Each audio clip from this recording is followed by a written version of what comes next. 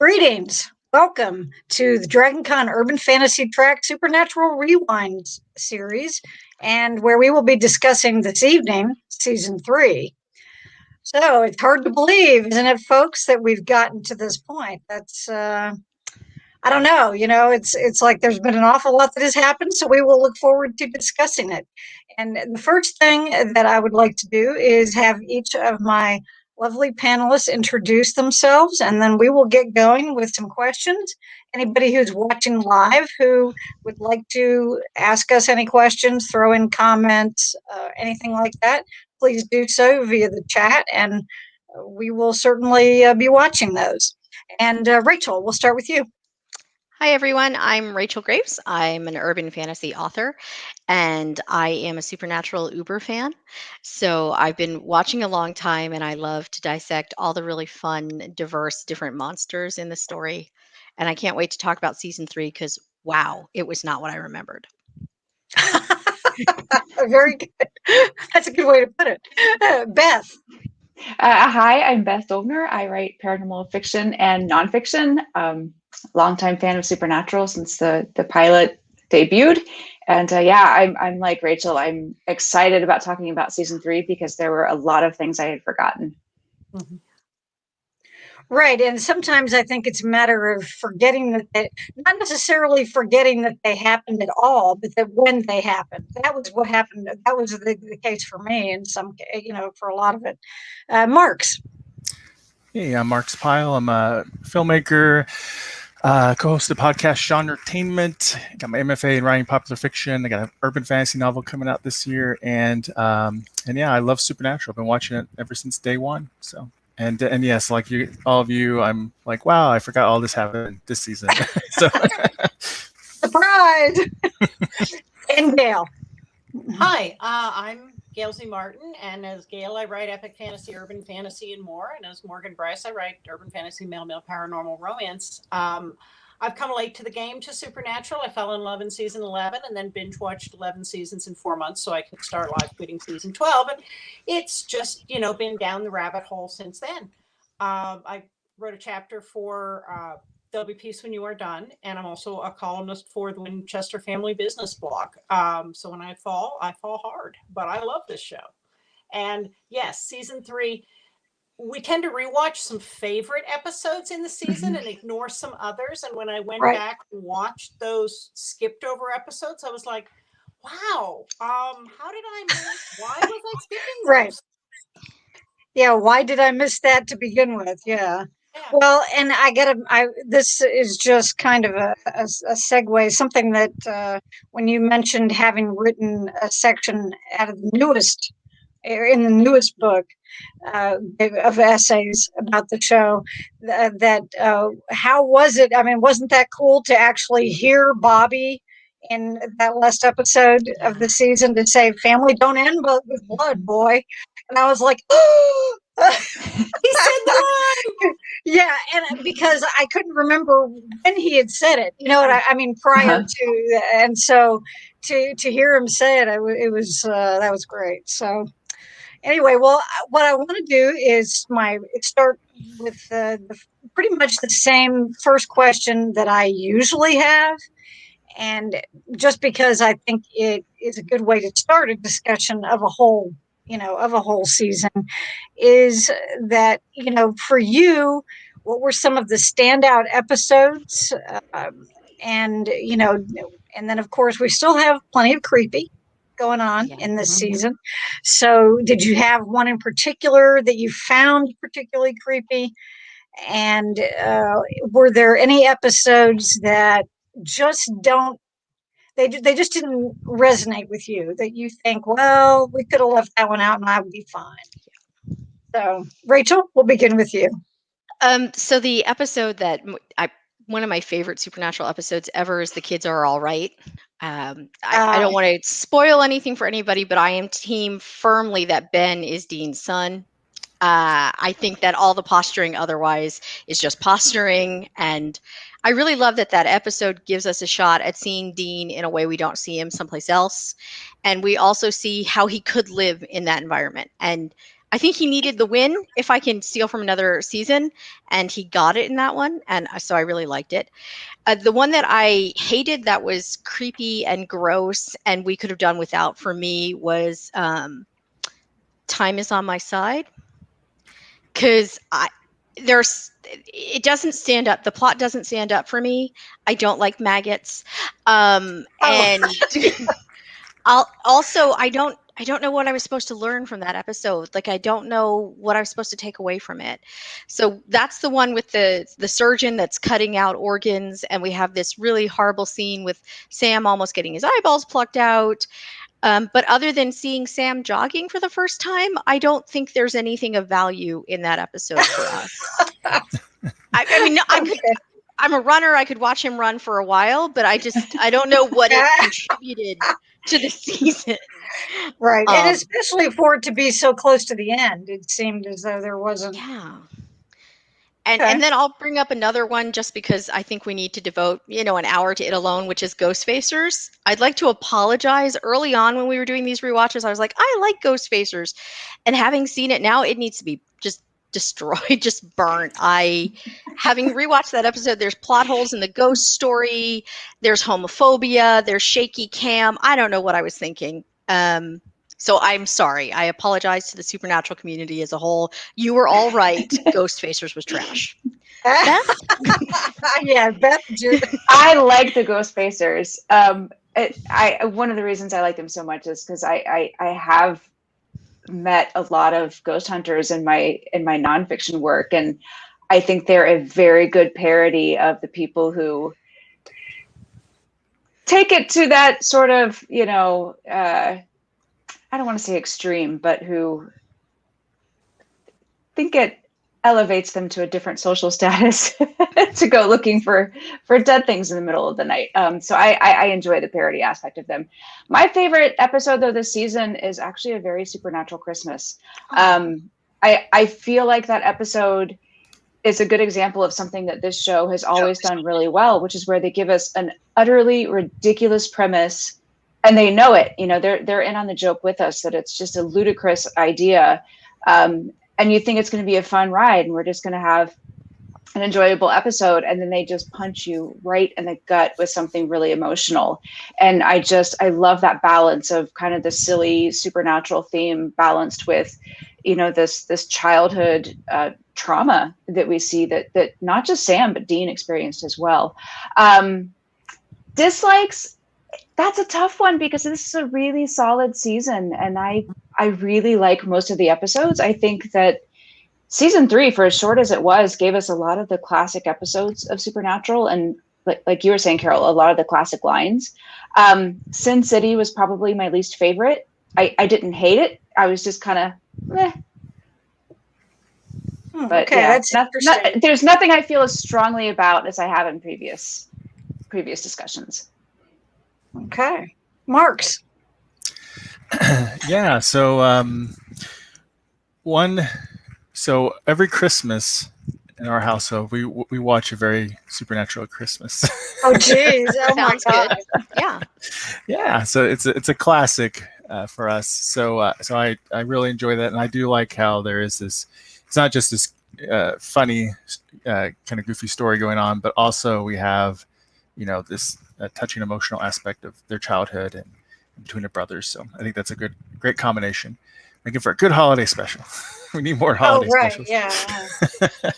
I also like Dream a Little Dream quite a bit, and because I think that helped of me. Sorry, forget that part. And because I liked how that gave us an origin of Bobby there.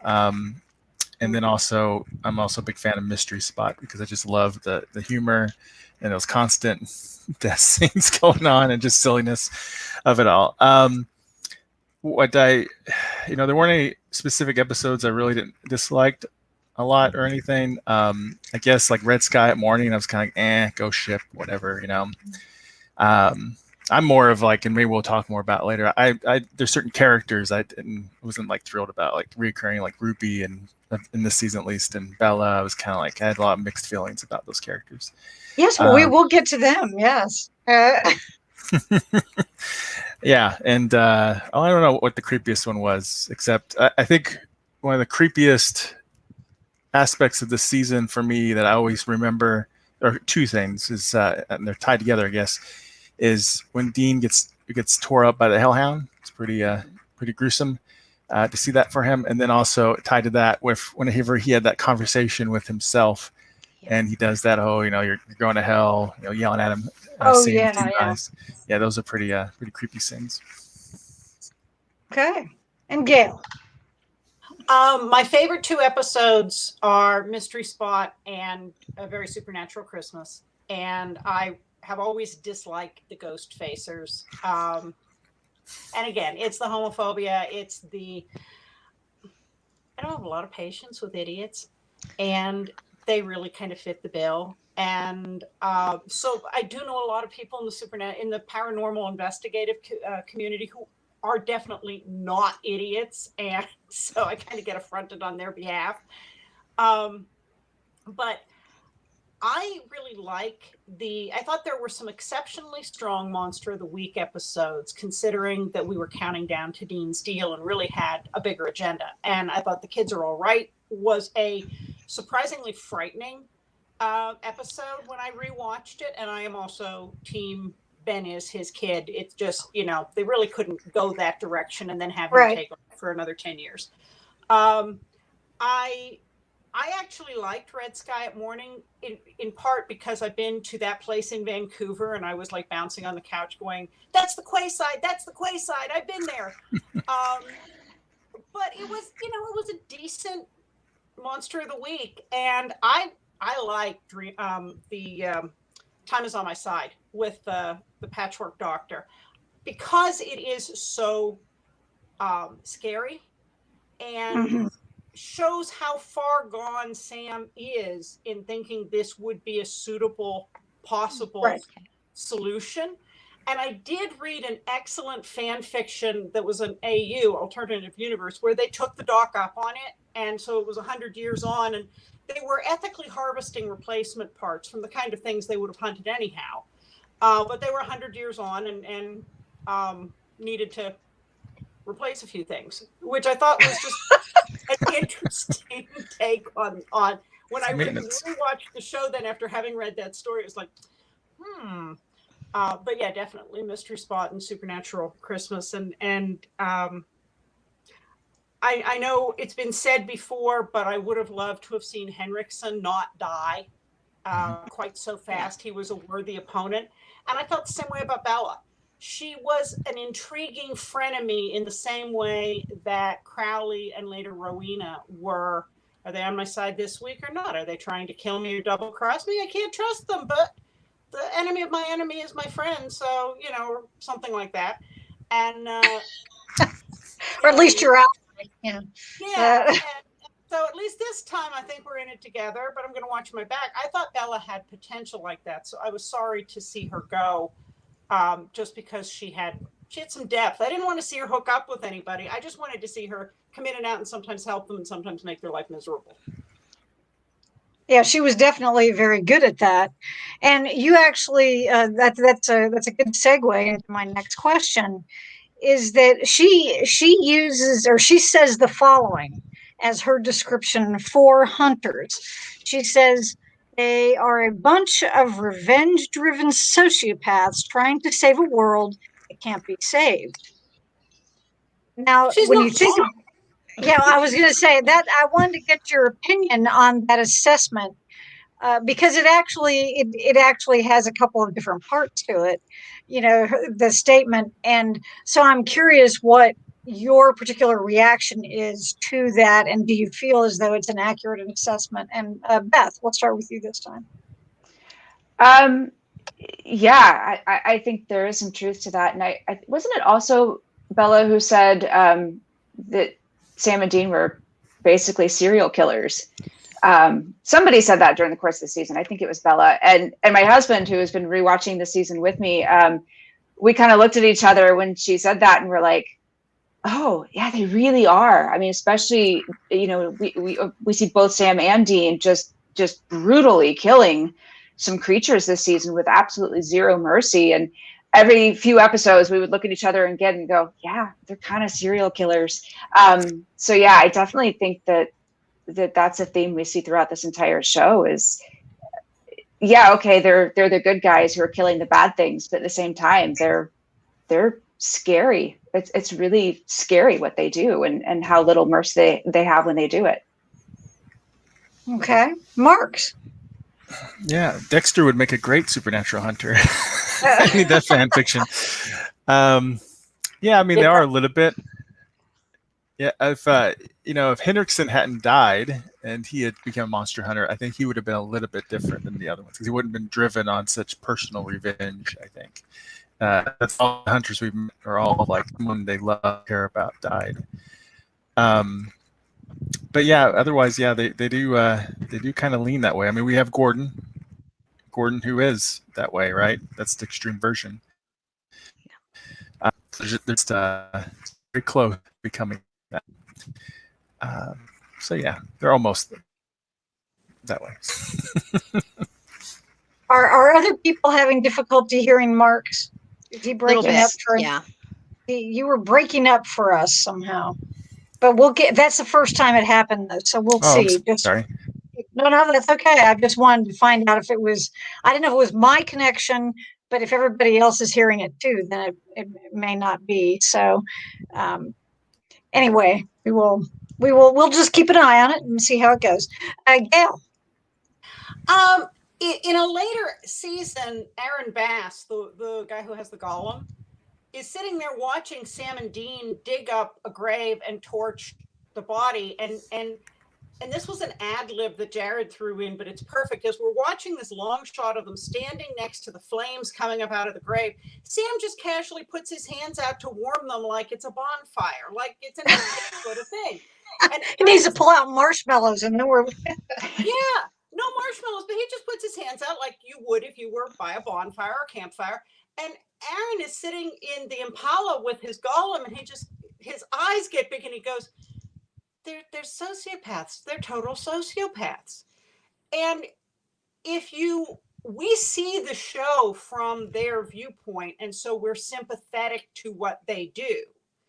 If this show was about some poor, beleaguered supernatural creature trying to walk the straight and narrow who couldn't shake these hunters from, that were trying to completely wipe them out, our sympathies would be with the poor supernatural creature. So point of view makes a huge difference.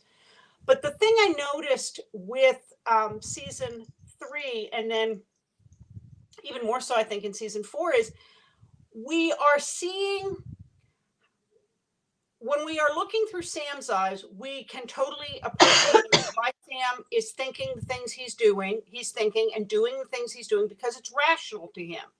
And the same when we see through Dean's eyes, except they're not talking and they're not on the same page. So this is going to create a catastrophe later on.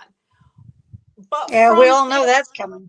But from their particular points of view, and from what we have seen of Ruby in season 3, it was not any crazier to trust her than it is to ally with a lot of other creatures that it did work out on.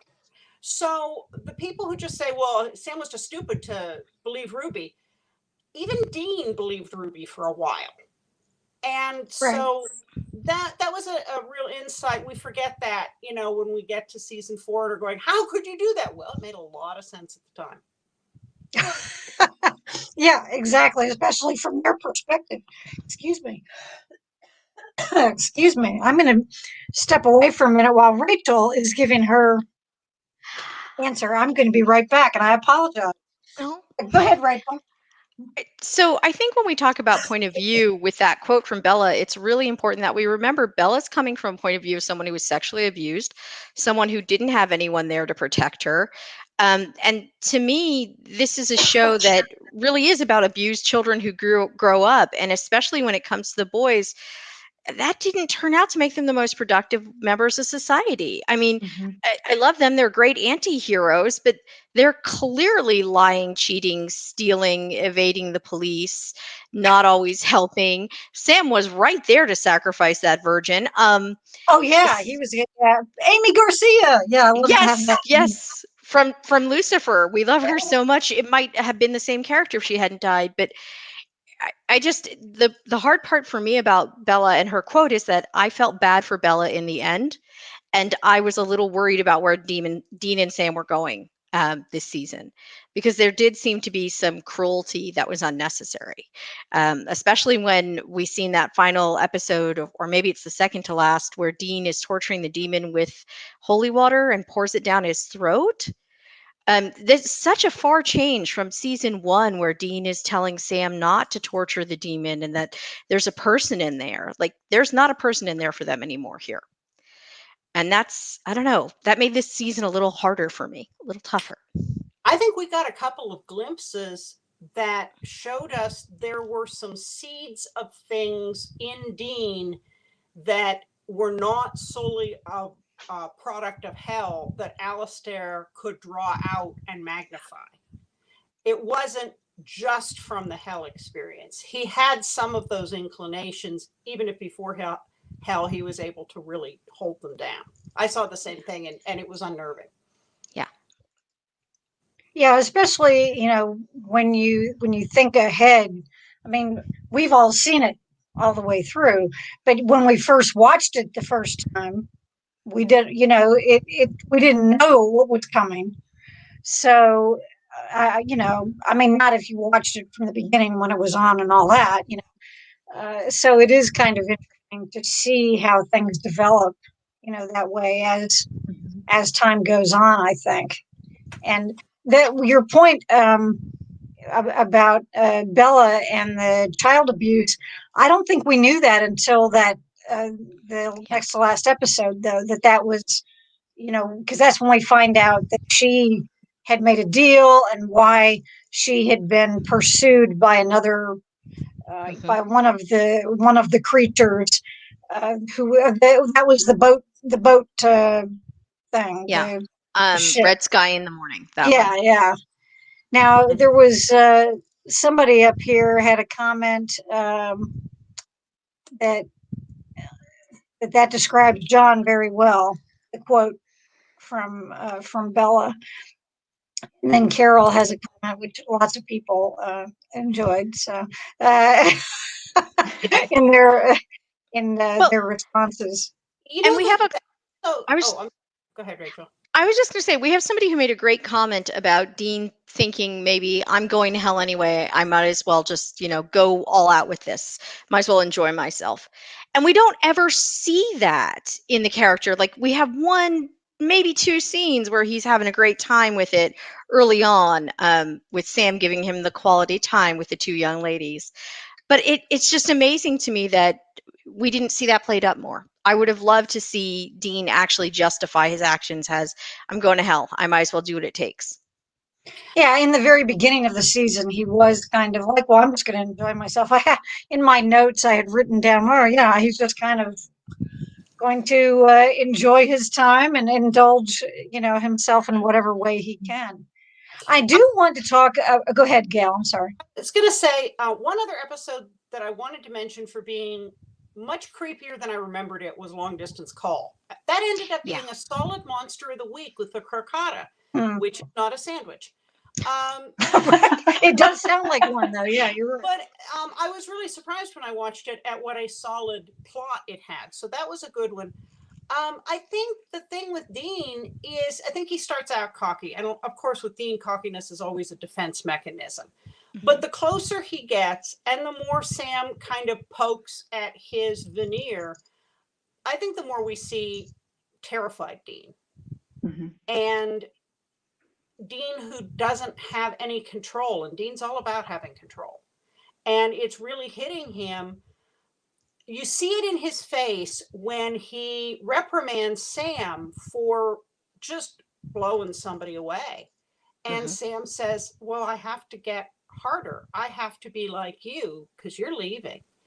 And I think it starts to finally get through to Dean that his going to hell is going to actually damage Sam and not just free him to go off and live this perfect life, because Dean's self-esteem sucks. And I think that that's weighing on him heavily by the time we get to the end of the season. So I'm curious, do we ever have a speech from Dean where he tells Sam, go back to law school? Leave this life behind if I go to hell? I don't think we ever hear that sentiment from him. We do in later seasons. But not here. It's just interesting that, his whole life is protecting his little brother, but there isn't ever a, look, if I'm not here to protect you, protect yourself by not hunting. Yeah, you're right. He doesn't mention it quite as much. But I think maybe part of that has to do with the fact that it seems as though Sam has kind of himself put that aside as, whether that is something important or not to him, at this point in time. Now, Mark, it's interesting because in the next season, in the Wishing Well episodes, Dean says something to him about, I would have thought you'd have wished this whole thing away and been back at Stanford. And Sam just looks at him like he's crazy and says, I'm not that guy anymore. Now that's right. Not this season, but it's close enough that he may have already convinced Dean of that, at least for now. Now, Marks, did you answer that question about the quote from Bella? Bella, yeah. About the sociopaths, the hunters. Let's see. She referred to hunters. Okay, I couldn't remember. So, okay. Well, then what I want to move on to next has to do with Bella and Ruby. Which one thing that I want to mention, which I found very interesting, and I made a note of this, is that every time either one of them was in the episode, they ended up being billed as regular characters. Did you guys notice that? Not as a guest star, but and I thought that's odd. But it was only the two of them. It wasn't anybody else. So, and that was in this particular season. And I thought it was also interesting that we see, instead of getting the then and now scenes, we didn't have any thens. They were all nows.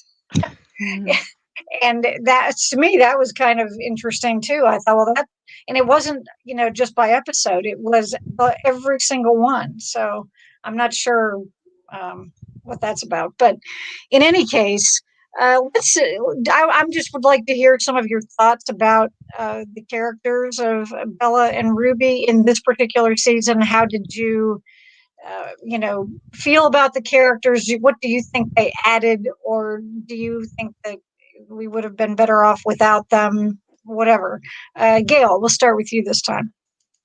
Well, I've seen a clip from Kripke at a convention somewhere where he made a comment about, every time Bella and Ruby showed up in an episode, you guys hated it, so we got rid of them.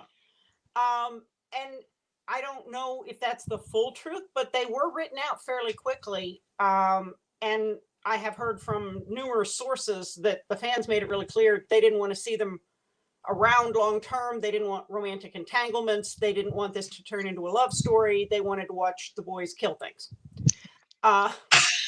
So take that as you may. Yeah, I have my. What were you saying, Rachel? I was going to say, okay, but which fans did they ask? Like, wow, okay. The last ones, I guess. Yeah. I liked both characters. I personally liked Katie Cassidy's Ruby a little better than Genevieve Cortese, nay Padalecki's. Obviously, it worked out better for Jared that they replaced Katie Cassidy. Right. But somehow I don't know. I liked Katie's take on Ruby, although Jen certainly did a terrific job with hers. And I've said before, I thought Bella could have been a solid ongoing frenemy. Yeah. I didn't really want to see either of them become romantic, but I thought for popping in and out and helping, hurting, betraying, helping. Right. we saw a lot of that in later episodes that we didn't see here. And so for whatever reason they were written out, and maybe that was just to make the boys very isolated so they would make extreme and sometimes bad decisions because they had no one to rely on. I wouldn't have minded seeing them hang around in certain roles going forward, but they didn't. Right. Yeah, and that was all part of something that bothered me in later seasons as it continued. But in any case, Marks. Yes, can you hear me? Yeah. Mm-hmm. Okay, Yes. that's good. So I did not. I felt those two characters maybe dominated their scenes a little bit too much at times. At least I remember feeling that way when they first appeared.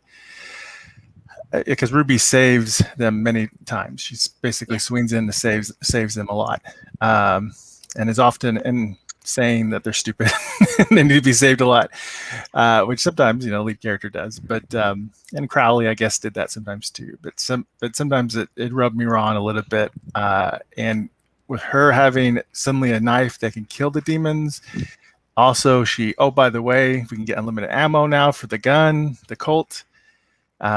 Those really changed the power dynamics a little bit for a little while there. Made the demons less scary, I guess.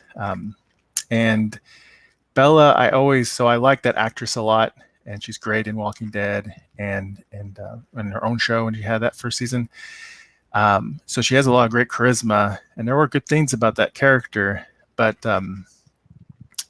she also, for some reason, at that time in that season, she didn't feel like she fit for me tonally with the other characters at that time.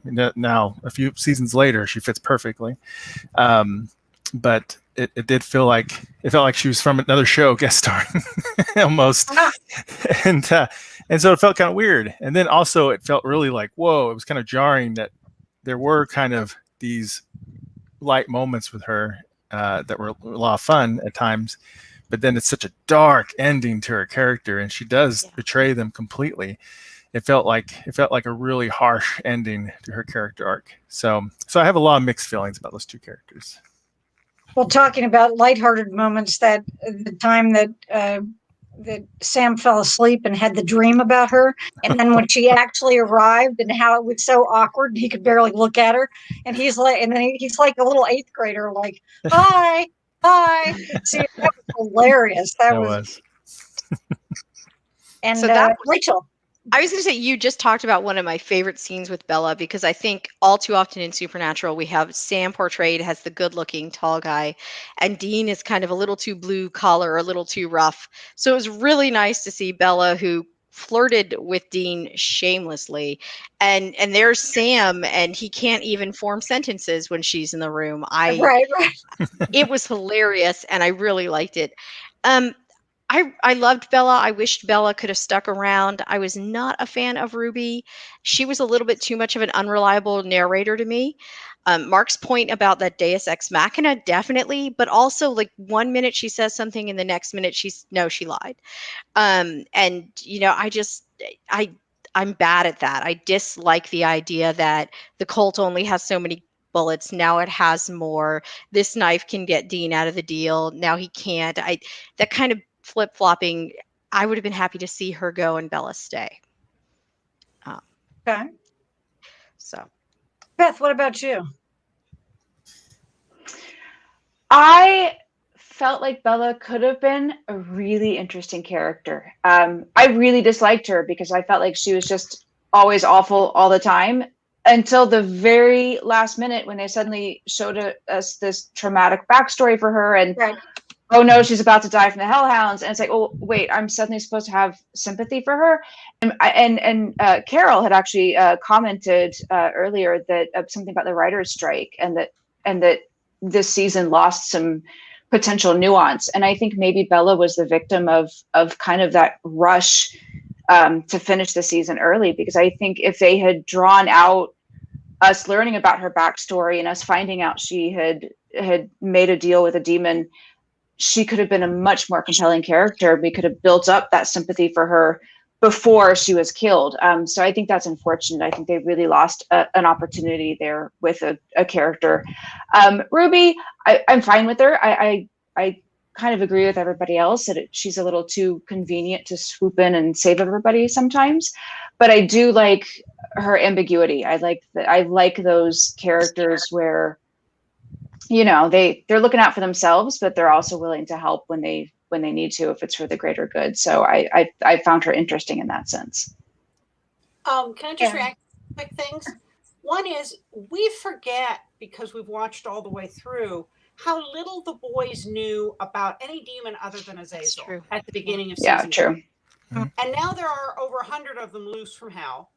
And John didn't tell them squat. He's gone. Bobby, we get the feeling, knows some, but not near as much. And so, in that sense, Ruby didn't rub me wrong, because they don't know yet what they're dealing with. They don't know what they don't know. And she doesn't lie to them any more than Crowley does later on. And we forgive Crowley a lot. And Bella isn't any more fickle to them than Rowena is later on. And maybe it's that we like the actors better. Maybe we got to know them longer. But I'm sure if we had a scorecard on screwed the Winchesters over, saved their lives, I think they'd all come out about pretty even. And yeah, we give a pass to some later. But by the time Crowley and Rowena show up, it's like, yeah, it's the king of hell, the witch, get the Impala, come on, we're going on a road trip. Where you still have a lot of Dean's, what would be the term for an excessive prejudicial hatred of demons? Demonophobia. Demonophobia. So my 2 cents on just how that hits me coming at it from the backside. Right. Yeah. Because you did watch later seasons before you saw the earlier ones too, or one later season. So, well, and in the very beginning of this season, and it may have been in the first episode, Bobby does tell them. He says, "Well, we're going to see a lot of things we've never seen before." Yeah. You know that, and so he knows that there's more to it. Now, there was a comment here that Melissa said that she didn't particularly want romantic relationships. Those characters could have stayed around, and I agree. I think, because they didn't really seem to be going in that direction anyway. But I do think that they could have. Myself personally, as far as an actual character in the show, I preferred Ruby over Bella, simply because I thought, and part of it was we don't have the background on why Bella is the way she is until her very last episode. And I think that if any of that had been sussed out earlier, then it may have changed at least how I saw it. But that's just my reaction. With Mary at the end of the season, at the end of the show, when she comes back, and we just see her breaking the boys' hearts and deserting them over and over again, and working with the British men of letters who had tortured Sam and doing all these things. We're looking at her like, what is wrong with you? And then in the episode where she dies, we get the nice soft focus, all the warm and fuzzy things that we didn't see before then that might have made us like her. And we only see them so that we feel bad when she dies. If we'd have seen more of that the whole way along too, I think we would have a very different perception of Mary in those seasons than we were given from what we saw. So sometimes the show makes the same mistake more than once. Yeah. And I will say, but we don't have to. This will be another discussion for another time. But I've always found the treatment of the female characters on the show, not necessarily the treatment, what ends up happening to them, I find it problematic. And I think it got better in the last few seasons, but up until then, I think it was always an issue, at least for me as a viewer who's been watching it from the beginning. Now, one of the things that a couple of you mentioned in your favorite episode about the Christmas episode. And it was funny because I had forgotten until I started watching that. I had forgotten some of the stuff that happened in it. And so when I was getting ready to watch it that evening, I was like, oh, this will be a fun one. And I'm like, oh, dear God. Um, but one of the things that I noticed in this particular season, and I think that both the Supernatural Christmas and the Mystery Spot episode, is that we see a lot of combination of humor with the kind of the grotesque or violent, like extreme violence. And in both of those episodes, there's a fair amount of both. And you can enjoy one, and even if you try not to look too closely at the other, if you're way more into the gross stuff or whatever, and you don't want to pay as much attention. But I thought that they make the move during this season to doing more of that. And what my question is for the rest of you is, do you feel as though this is going to be putting forward the narrative? Do you like that they're doing this? Do you agree with me? Do you think it's something that we see more of this season and then down the road, or is that just one of my weird observations? And Marks, it's your turn to go first. Yeah, I mean, I can see what you're saying with that mix. I mean, it's no Evil Dead or anything like that. Right. No. But yeah, they do get a little bit more of a mix of gore and such. Although we have gore with the second to last episode with the evil immortal doctor guy, and there's not any humor there. But right. But no, I can see what you're saying. I also noticed, well, actually, my wife noticed. My wife used to write reviews about Supernatural, and she reminded me whenever we were watching this season that she made a big deal about the lighting being different this season too. She says it's a lot. Oh, interesting. Yeah, she called it Supernatural Light. Literally. Yeah. So that's interesting that you mentioned that, because I wonder if they were starting to experiment more with the tone this season, mixing in, trying to switch things up. And that could also explain Ruby, and especially Bella and such too. But yeah, I can see what you're saying. And I do think they do continue that trend with future episodes. Okay. Rachel. So I actually noticed this, and I made notes on this season. Thank you, Carol. You have taught me the value of notes. And my notes were actually, they say pratfall with like 5 question marks. And it was around Bad Day at Black Rock. And I really started to wonder in this season if we weren't getting that physical slapstick humor before or after an emotional time bomb went off. And I wondered if it was like a logical choice somebody made that said, for our demographic, if we stick with just what's Dean's phrase, talking about our feelings and our favorite boy bands, nobody's going to watch. So we'll do that gross out humor every other time in an effort to add levity. And I'm not a fan of physical humor, and I didn't see it as funny. So I know Mystery Spot, you guys love Mystery Spot. It was just painful to me. I like these characters. I don't want to watch Dean die. I don't want to see Sam be tortured. So for me, this is something that I don't remember as much for the rest of the seasons, and I'm kind of glad, because I feel like the producer sort of said, as long as we can throw in a funny one every 3rd episode, I can rip Rachel's heart out. That's fine. Or I'll do something really horrible to the character she likes, but then they'll slip and fall and it'll be funny, and that's fine. And maybe I'm just assuming too much malice aforethought on their part, but yeah. Okay. Well, we have a comment here from Carol, which kind of the effect of being softened up with the comedy and then bam. Exactly. I feel like a lot of urban fantasy does that, or experiments with that a lot. Like Buffy, of course, was so well known for that. More so than a lot of other genres do. They try to add a little more humor than maybe your typical show. And sometimes they succeed, sometimes they fail. Like I feel like Magicians for me had sometimes swung a little too dark at times for my tastes. But that's another one that tonally shifting over the place, which has a showrunner who came from Supernatural. So Oh, that's right. Yeah. There did. Beth, what about you?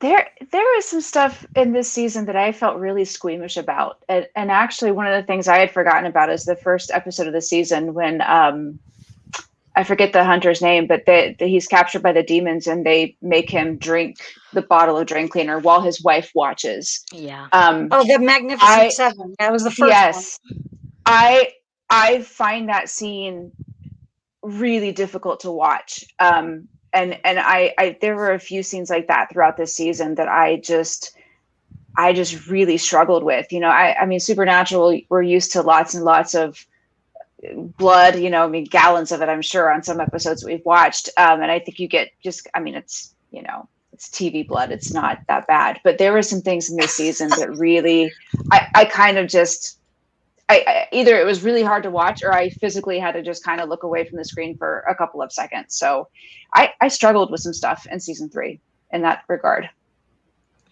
Okay. Good point. Gail.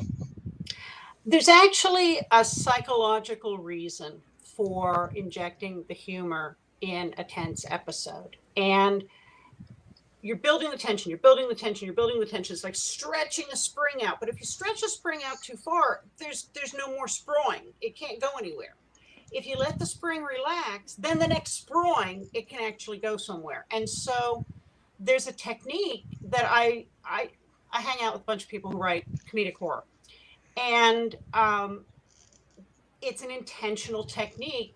Build, funny. And then you have more sprawling for the next jump scare. Mm. If it's tense, you've got nowhere to go. Right. So let them relax, let them take a breath, ha ha ha, oh God, I can't believe they did that. And it's a bigger reaction. And so there's a subgenre for that. One of our series is written in it where funny, bloodthirsty. And it hits harder. And I don't know if that's something that, since everybody else I know who writes in that genre is male, I don't know if that's something that is more of a guy sense of humor. But it's a thing. And so that's kind of how I looked at it was, oh, okay, they're toying with us psychologically here. And they want the next thing to hit harder and us to jump further. And so they let us relax so that it lands that way. So for what it's worth. Okay. Well, and that does make sense. It's just what struck me was that they seem to be doing it, there seemed to be more of it going on in this particular season, that they were working harder to kind of meld those two things within an episode. Yeah, it felt a little formulaic. Yeah. In some cases. We had higher stakes in this season because Dean was going to hell. Right. And in the other two seasons, we didn't know they were going to get in that car wreck. We didn't know John was going to die. We didn't know Sam was going to die. We have a clock ticking the whole way through season 3. And it's always in the back of their mind. It's always in the back of our mind. There's a level of tension in season 3 we don't have again until we have some of it at the end of season 4 with breaking the seals. We have some of it at the end of season 5 with what's Sam going to do. But there's a real hard, deadline in this season we didn't have in the other seasons. And I think it contributes to that. Mm-hmm. Okay. Well, now here, you'll like this comment from Melissa. No more spurring, my new band name. Very good, Melissa. Nice. Now, one of the things that, that's actually a very good segue. So thank you, Gail. And no, we did not plan this. That the fact that Dean is under his deadline, and they did a nice job of maintaining that throughout the season. It's not as though you ever forgot, even though some of the episodes they had other stuff to do, but it wasn't as though that was ever, far from their minds or from what they were doing. But what we find out, especially as it gets closer, that it gets closer to the end, that Bella, if you compare it to what happened with Bella, let me rephrase that. I apologize. as the season goes on, Sam is the one who's more willing to try anything, to save Dean, whereas Dean is like, whoa, I don't know if we should go down this path. And then when we find out what's going on with Bella, and we realize that all of her past stuff has had to do with, trying to get out of her own deal. And she's willing to do anything to save herself, whereas Dean is not. Now, is this because she's had 10 years to get used to it? Or is this because, to be working with this idea? Or is it because that their personalities are so different? But it just struck me when I was going back through and reading my notes over every episode that how clearly that comes through. That Dean is just not willing to take all those chances, partly because of what it might do to Sam, if they do it, but also because he doesn't think that some of those things are particularly ethical. So I just kind of wanted to get you guys' reactions to that whole idea, and do you agree with me? And Rachel, we'll go back to you for that one. So a long time ago in a college far away, I actually studied death and dying and the psychology of it. And I think the trick is that we see Dean go through all of those Elizabeth Kubler-Ross stages of denial and acceptance and bargaining. And yes, I just messed up the order. Right. Like I said, college was a long time ago. But I think that I don't think we see any of that with Bella. I feel like she's much more pragmatic, and she made a deal and she knew she had a limited period of time. And I just feel like for Dean, this is very much about how will I find a way out of it? That's what Dean does. And then he decides, no, there's no way out of this without hurting Sam. So he's not going to do it. And it's very difficult for me to look at this as a metaphor for anything else, because if Dean was dying any other way, I think the whole season would be heartbreaking. Whereas Bella, it seems like she made an informed choice and she's content with that choice. There's so much pathos in Dean this season that it's rough for me. Okay. Beth. Well, as far as we know, Bella didn't have anybody in her life. I mean, she was very much on her own and didn't have anybody else to consider, where, of course, Dean had Sam.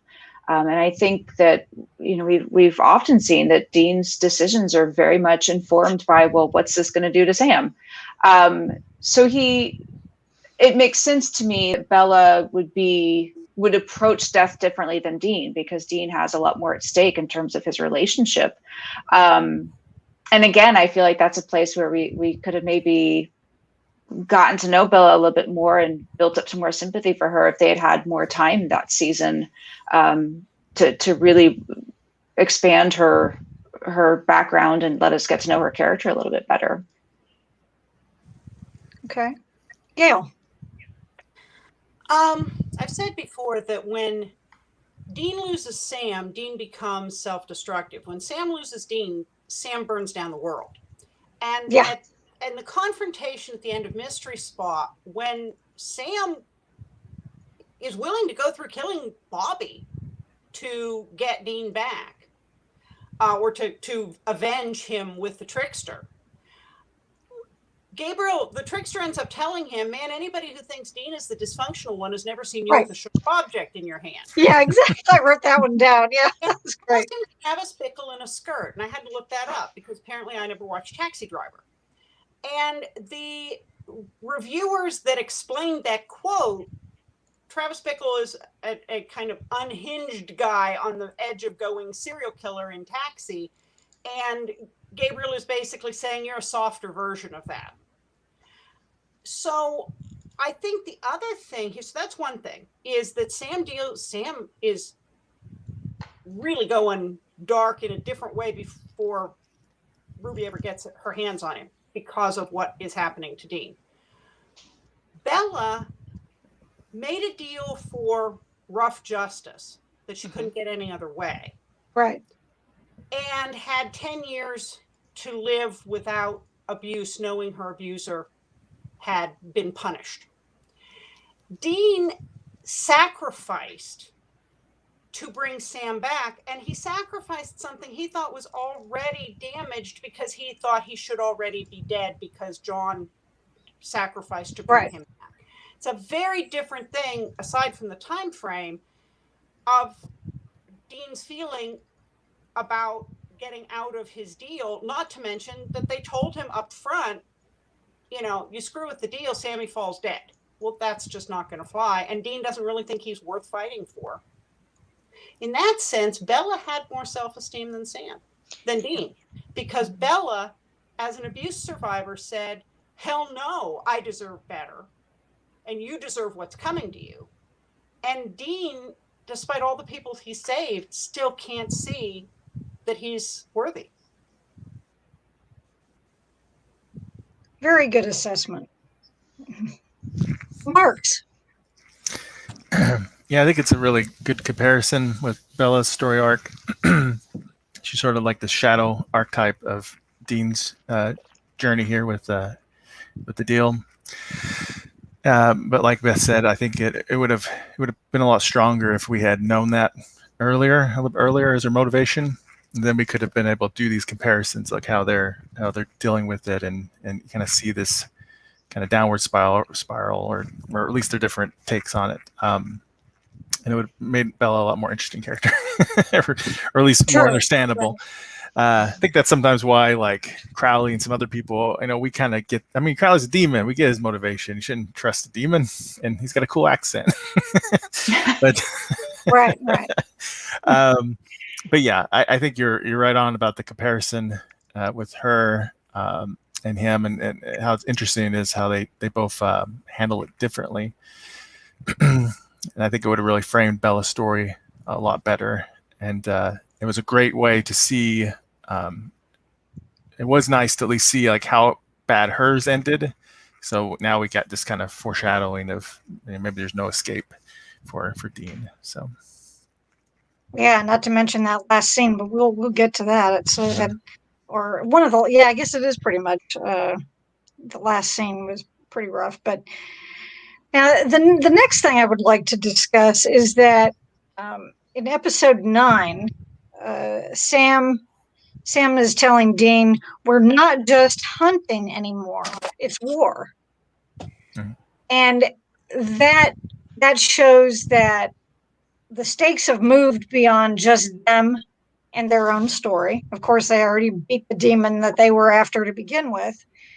And, you know, so now they know that they're, you know, even though it wasn't their fault that the gate was opened, it's still, they feel somewhat responsible because they were there, and, you know, they couldn't do much to close it before they did. And in any case, but it shows that I think it's a turning point for the show, that we're going beyond just their story, and it's making it into, you know, something bigger, that there are bigger things to come than what we have seen so far. And I'd like to get you guys' thoughts on that, in terms of, did you feel that way about this season as well? Do you think it's a kind of a good setup for some of the things that are to come?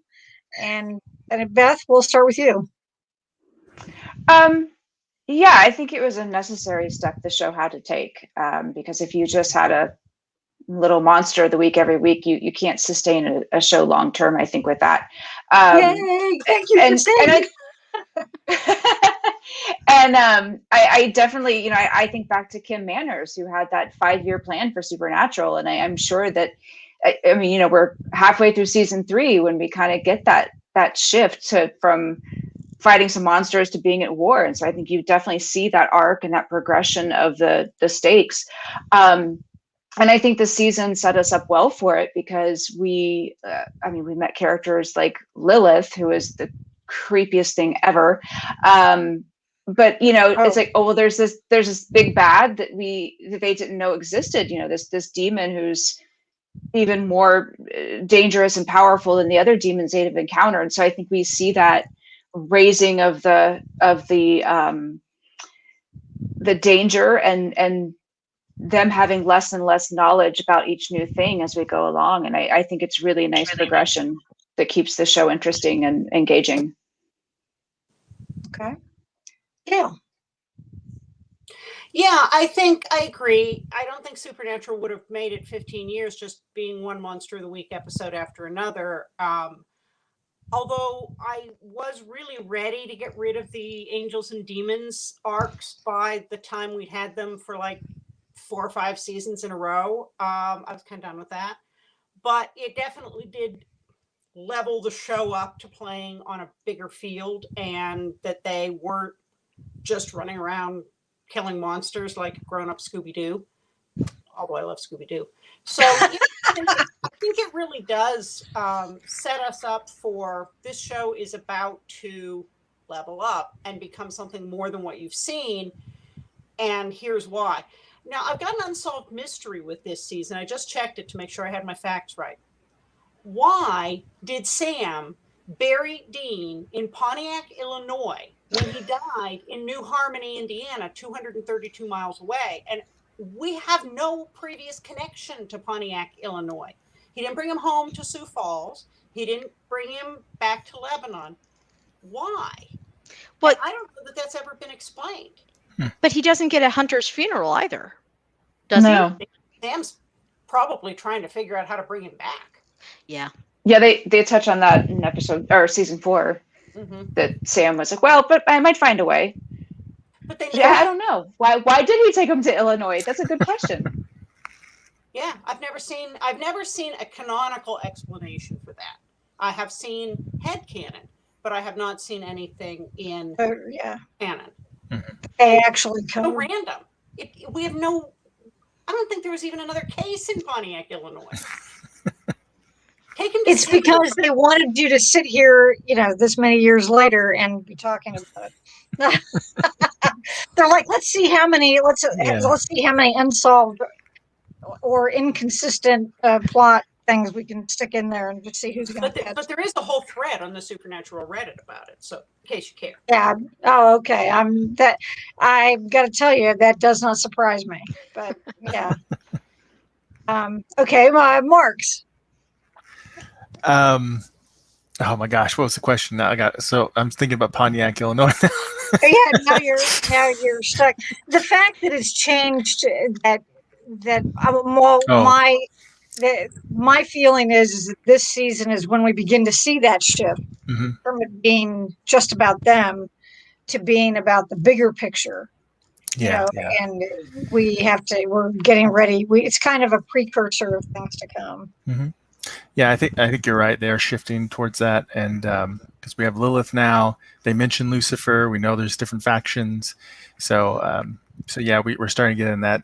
We know the demons are more complex. We know that demons are, or at least many demons, if not all of demons, were humans, were witches or other things. So that's another evolution too. That's kind of cool. It adds a little more deeper motivation behind these characters than just I'm evil and like to kill humans. Yeah, that's a good point. We had not heard that prior to that discussion with Ruby, between Dean and Ruby about how, where demons come from, essentially. Yeah. So I think it was needed to keep the show interesting and going, and yeah, I always think the first 5 seasons to me are like the foundation of the whole mythology. So I think they did a great job with that as they're building towards Lucifer and Michael and everything. Yeah, that conversation between Dean and I think her name was Casey, the demon that he had trapped in Sin City. They had that very interesting conversation. And and he was like, Lucifer, you mean he's real? That was great. And I kept thinking to myself, just wait, dude. Just wait. Yeah. Rachel. So the big thing that I took away as far as that bigger picture in that war was the first mention of Castiel. And I was really impressed to see that in Red Sky in the morning when we're calling for that serious exorcism, not just an exorcism, like a big exorcism. Castiel is the angel that Sam calls on to heal Bella and protect her. And so to me, that was a really neat, I don't know if someone thought that through, but with 2020 hindsight, it was really neat to see that come out, that yes, we're introducing a lot of big bads that are going to continue to be the foundation of the show, but also Castiel got in there, his name was dropped. And I don't know, that to me was the coolest little Easter egg. Mm-hmm. Ah, okay. Well, now we come to our last question that I have anyway, is about the finale itself. From this season, we knew it was coming.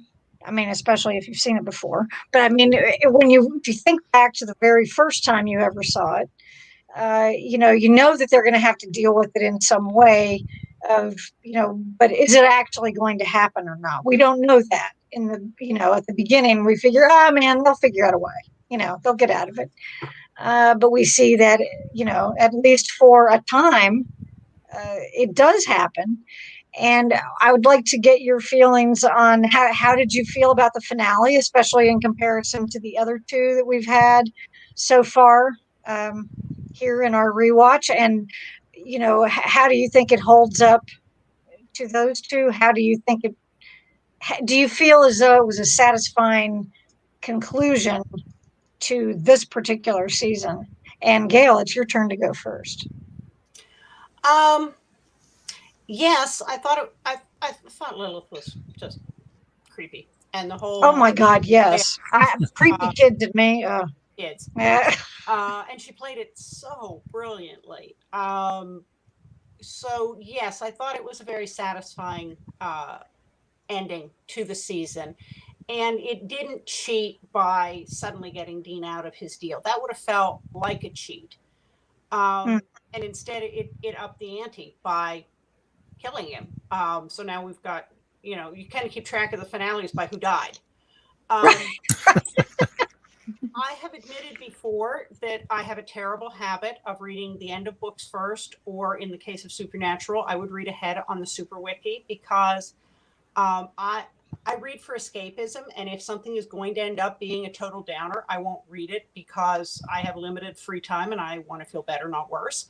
So I read ahead in the Super Wiki the whole way as I was binging it, because I wanted to know, is somebody coming back from the dead? If the boys are on the outs, when are they going to make up? So I only have to live through 2 episodes with them mad at each other. And that dramatically lowers the stress for me, so I can enjoy the episodes instead of, I don't like being on tenterhooks when I'm watching it. So I knew he was coming back. I was watching in season 11, he was still alive. So right. So yeah, that was kind of a dead giveaway, pun intended. Yeah.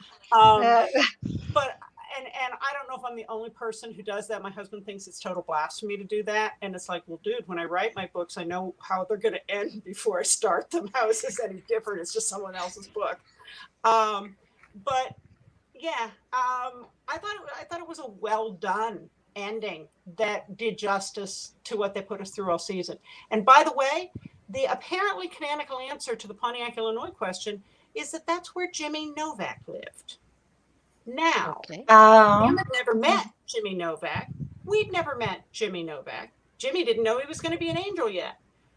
But since we now know this whole thing was orchestrated by Chuck, did he somehow manipulate Sam to go, Pontiac seems like a good resting place for Dean? Let's go there. Yeah. So that's the only canonical thing I can find. So make of it what Interesting. you will.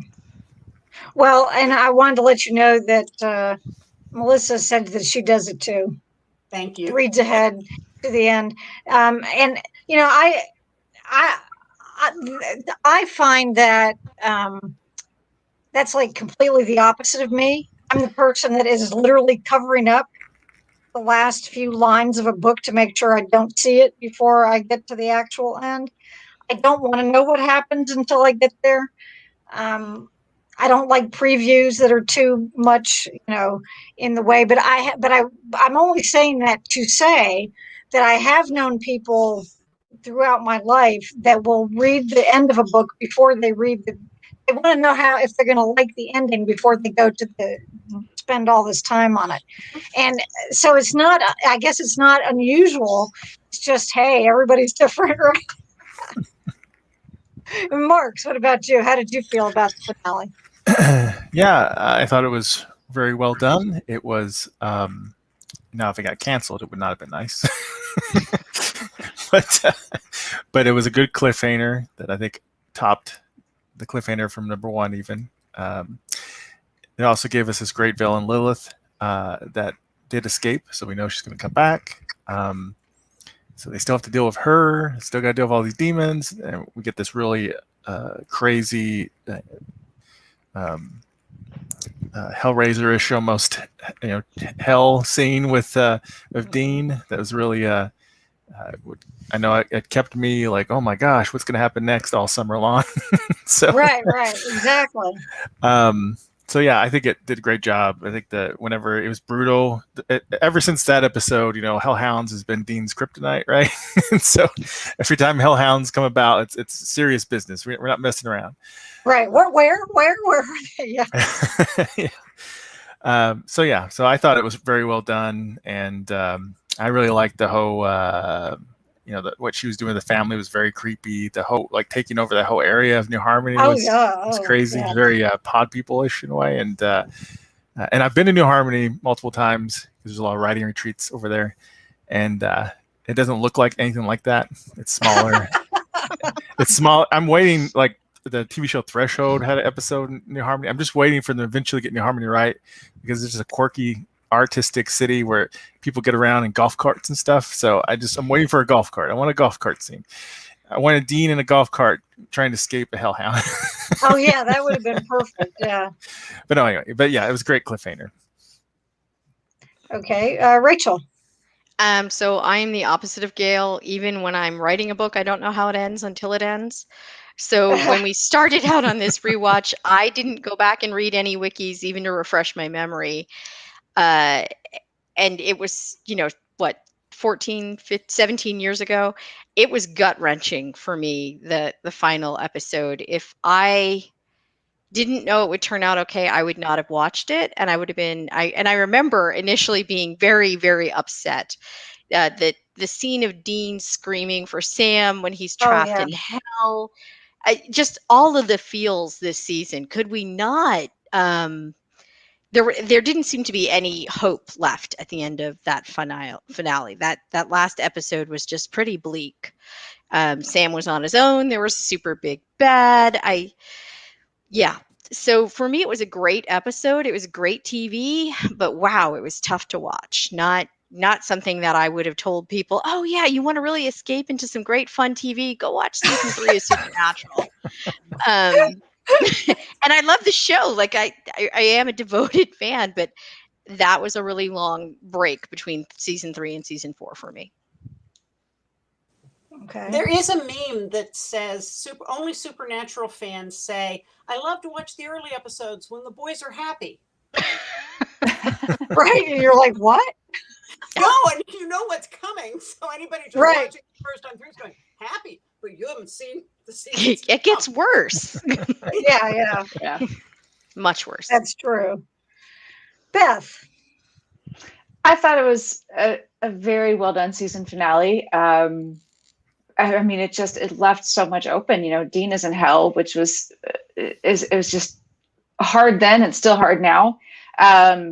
I had forgotten how gruesome his death scene was. That was another one where I was kind of like, oh, okay. And I love that we also get to see Sam, kind of repelling Lilith. Because obviously that's a big what's happening with him, what power has he discovered? So I think they did a really good job of giving us back then what was a very, very, very anxious summer waiting for season 4 to start. I mean, it was just really well done. They kind of hit all the points to make us as anxious and as nervous as possible. Yeah.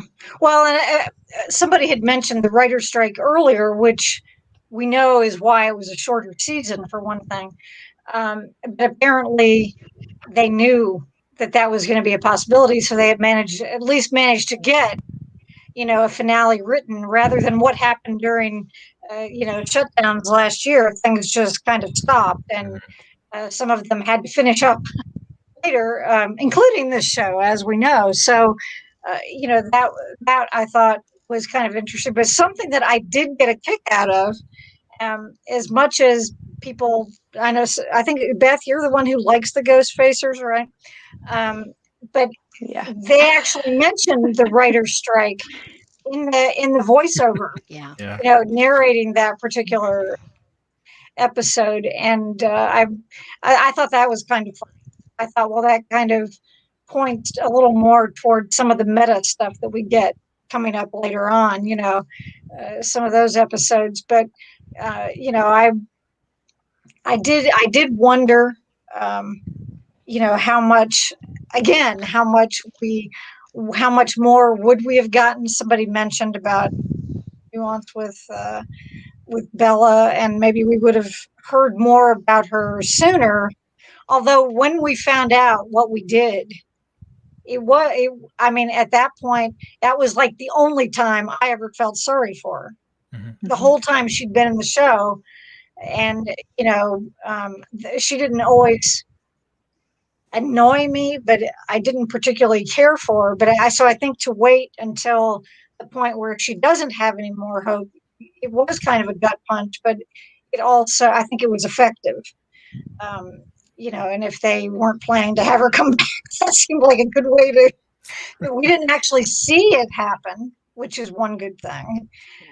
So that that was one aspect of it, I think, that did pay off, even if we had been able to learn a little bit earlier, maybe what was going on with her backstory. But two interesting pieces of trivia on that last episode. One is Jensen has talked about how that was done with practical effects, not computer generated effects. So there were actually like people pulling on threads to rip his jeans, and there were pumps for the blood. It wasn't done with CGI, which a lot of that stuff was. The other thing is that when they had him up, we see him screaming in hell. All kinds of suspended with the harnesses and all that. Well, apparently the harness slipped and was digging into his hip. It was really, really painful. And he stayed with it, talk about method acting, because he's supposed to be in pain anyhow. But rather than have them adjust it, lose the time, and then rig him up again, he just worked through the pain. But he is literally in actual pain there in that screaming. Oh, geez. So maybe not as bad as Dean was, but Jensen was definitely not comfortable. Right. So it wasn't as much of a far stretch to make himself seem as though he was in excruciating pain or even mental agony, because of, he's got to have a pretty good idea of where he is. So, but I think, I agree with everybody. I think it did a great job of just, setting up the next season. And somebody mentioned, and then we had to wait all summer, back in the day. And actually, Melissa has a good comment here. Back then, I didn't have a Facebook group for support either. So that it is funny when you think about how long ago that really was. How many years that it really was. And I wanted to point out that there's a really good quote in Long Distance Call where our monster of the week says, "You're also connected, but you've never been so alone." Right. And that really struck me when I saw it this time, because I was like, wow, and yet this show brought together people from disparate places. It's created so many online communities, so many virtual communities. It was neat to see that sort of line and go, yeah, no, this show does the exact opposite of that. So. Right. But it was also kind of an interesting precursor to the fact that, once people got smartphones, you can be out in the middle of a crowd and, you're not interacting with the people. You're just looking at your phone. And so that was kind of what I thought of when, hearing the guys say this, is that, okay, well, that's going to get even more pronounced. But you're right. I mean, it is a complete opposite to what the show ended up creating. Granted, after this particular, it wasn't happening quite yet, not to the extent that it did. So, Well, one of the things that happens that also sets Sam and Dean up for the mistakes they make is that as the seasons up through season 5 go by, their support, any support they have gets peeled back. John dies. Eventually Ellen and Joe die, and Ash and Bobby's still around, but nobody else. And so you wonder if they'd have really had a support team helping them think these things through. Would they have made some of the choices? Would they have made some of the mistakes? But they're isolated, and that serves the story arc. That's why they do what they do.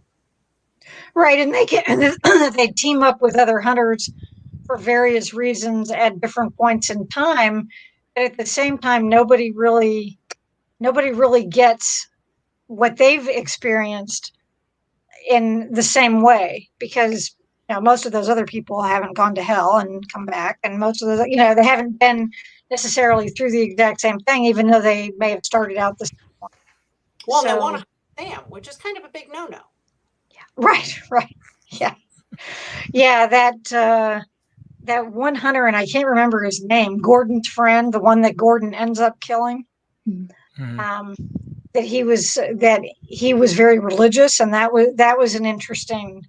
I thought that was an interesting aspect to that particular character's personality. So that was something we hadn't seen with any of the others, but we don't necessarily get to know them very well. And it's funny because we talked about this with Sterling K. Brown before, that my husband and I watch This Is Us and enjoy it, and he doesn't look any younger. He doesn't look any older now than he did when he first did this show.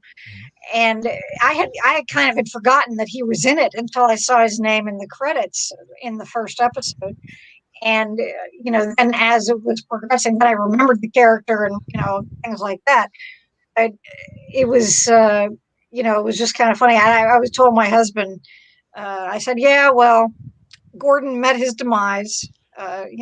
He's gone now, but but he was an interesting character as well. So, well, unless anyone has something else that they would like to address, I think that we will wrap things up here. I know what time is it where you are? It's like 2 in the morning. 2:25 in the morning. Yeah. Yeah. Oh, wow. See how much now. Everybody give Beth a hand because she's so dedicated. Yay. We appreciate it, and Melissa is telling us thank you. Thank you for watching. Everyone who's been watching, we appreciate it. We love it that you are interested in interacting with us as well. Those of you who might be watching and have just preferred to just watch, we appreciate that. Anybody who watches later, thank you. And just to let you know some of what's coming up later in May, we will have the Rewind panel for season 4, and that should be at the end of the month. So watch our Facebook page, and you will find out about that. And our author interview next month will be with Melissa F. Olson, and that'll be in the middle of the month. So I hope that you will return to come back and see us again. Melissa says that we are such fun, and we thank you, or that the panels are such fun. And Carol says thank you. Thanks to everyone, and to you guys. You're always a wonderful panel. I appreciate it so much. And I kind of wish I could have you on every Supernatural panel I do from here until whenever. So we'll see how that works out. But thanks very much. And we will go ahead and say good night. Good night, everybody. Good night. Good night.